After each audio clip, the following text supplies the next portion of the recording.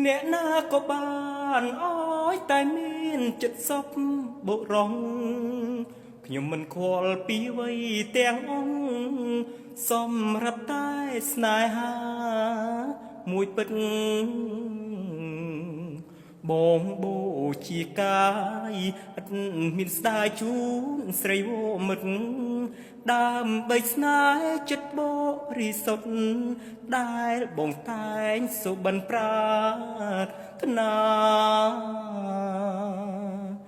រឿងស្នេហ៍ដែលកន្លងសែនជូរចត់ព្រោះជួ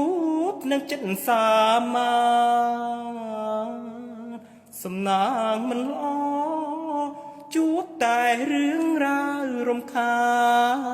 នស្នេហ៍បំស្រីចិត្តព្រា